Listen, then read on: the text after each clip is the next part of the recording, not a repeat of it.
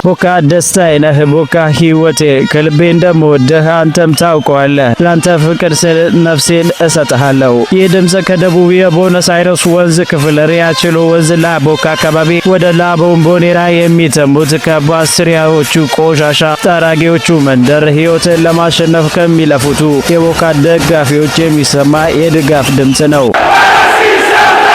የዚህ ታሪክ መነሾ ወደ ቀደመችው ጣሊያን ይወስደናል። በ1861 የተዋሃደችው ጣሊያን ገና ህፃንም ነበረች። በ1880ዎቹ ኢጣሊያ የግዛት ውህደት አዙሪት ይዟታል። ጣሊያን በዘውድና በጠቅላይ ሚኒስትር ትተዳደር ነበር። ንጉሱ ኢምቤርቶ ቀዳማዊና ተራማጁ ጠቅላይ ሚኒስትር ቤኔዴትሮ አገሪቷን እያቋቋሙ ነበር። ነገር ግን በዚህ ውዝግብ መሃል ጣሊያናውያን ተረስተዋል። ድህነቱ ይከፋ ያዘ።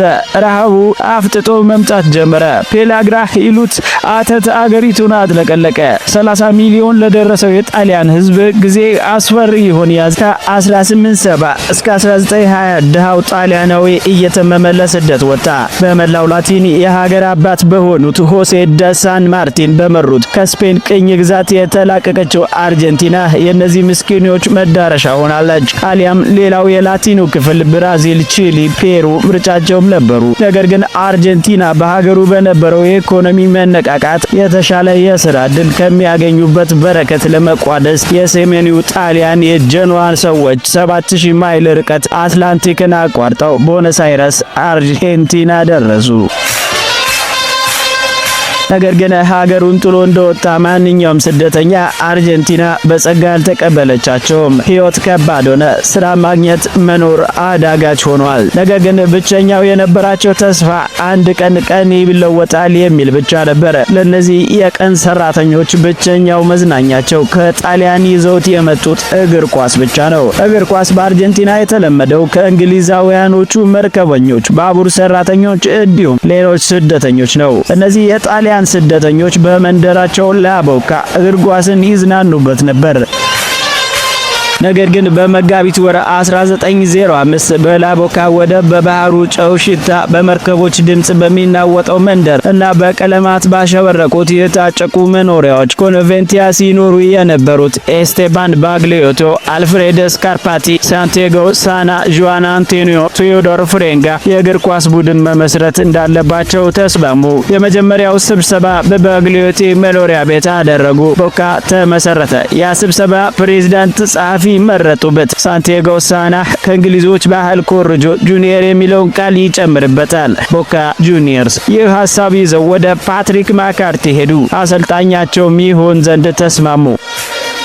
በመጀመሪያዎቹ ምስረታ ጊዜያት ካገኙት ቡድን ጋር ይጋጠማሉ። በመንደራቸው የወደብ ሜዳዎች ወጣቶቹ የመረጡት መለያም ሮዝ ቀለም መለያን ነበር። ነገር ግን በ1907 በመንደራቸው እውቅናቸው ሲጨምር ከመንደሩ ሌላ ክለብ ጋር በመለያ ጠብ ይሆን ያዘ። ይህ ጠብ የሚፈታው በእግር ኳስ ብቻ እንደሆነ ተወሰነ። በዚህም ታሪካዊ ጨዋታ የተሸነፈ መለያን ይቀይር ዘንድ ተፈረደበት።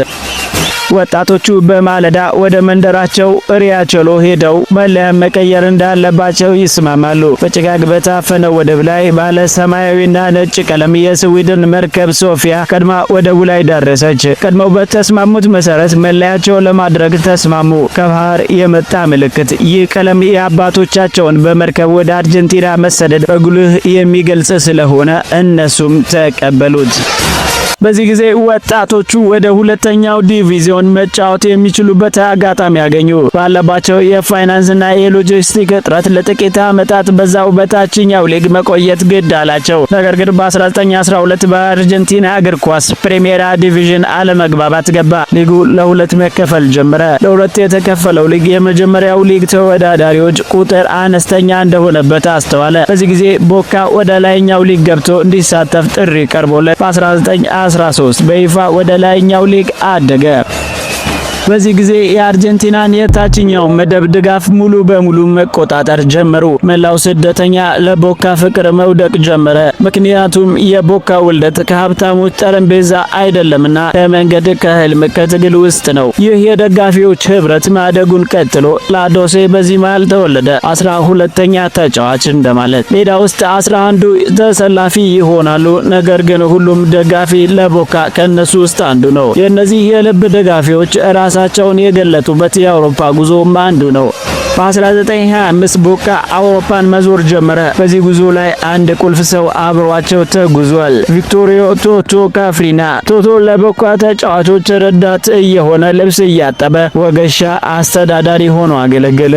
ለዚህ ለቦካ ለተከፈለ ፍቅር መገለጫ ይሆን ዘንድ ላዶሴ እኛ 12ኛ ተጫዋች ነን ብለው ራሳቸውን ሰየሙ። ምክንያቱም እነዚህ ታታሪ ሰዎች የቦካ ልብ ናቸውና።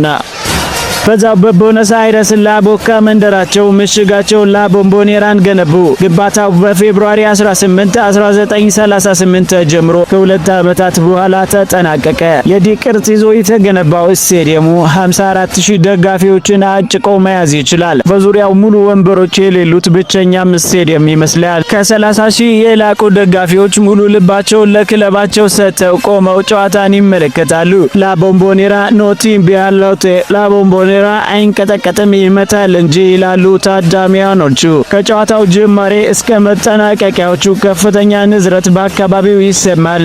እንደ ከባድ ፍንዳታ መሬቱ ለረጅም ደቂቃዎች ይንራል። በአካባቢው ቀለማት አሸብርቆ በግርማ ይቆማል። በላቦምቦኔራ እረፍት ብሎ ነገር አይታይም። ከፍተኛ ጩኸት፣ የሙገሳ መዝሙሮች፣ የተጫዋቾች ስሞች በጉልህ ድምጻቸው ይሰማል። ላቦምቦኔራ በየትኛውም የቦካ ጨዋታ መሬት ትርዳለች። ጀነዋዎቹ ወደ የትኛውም ሜዳ ይሄዱ በሄዱበት ይደምቃሉ። በዛው በቦነስ አይረስ የላይኛው መደብ ነባሮቹ ሰዎችና ከርቴዎቹ የሚደግፉት አንድ ክለብ አለ፣ ሪቨር ፕሌት። ሁለቱ በሚገናኙበት ጊዜ መላው አርጀንቲና ከፍተኛ ጭንቀት ውስጥ ትገባለች። በላቦምቦኔራም ይሁን በኤል ሞኑሜንታል መሬት መንቀጥቀጥ ትጀምራለች። የእነዚያ ሁለት ክለቦች ግንኙነት ሱፐር ክላሲኮ ተብሎ ይጠራል። ከሁለት እንደመጡ ደባሎች ኦገስት 4 1908 በመጀመሪያው ግንኙነታቸው ሪቨር ፕሌት 2-1 ባሸነፈበት ጨዋታ ደርቢው እንደተጀመረ ይነገራል። የግንኙነት ቦካ ወደ ፕሪሚየር ሊጋ ሳያድግ በፊት የተደረገ ነው። በቀጣዮቹ የቦካ የሊግ ጉዞዎች ብዙ ታምር አይተናል።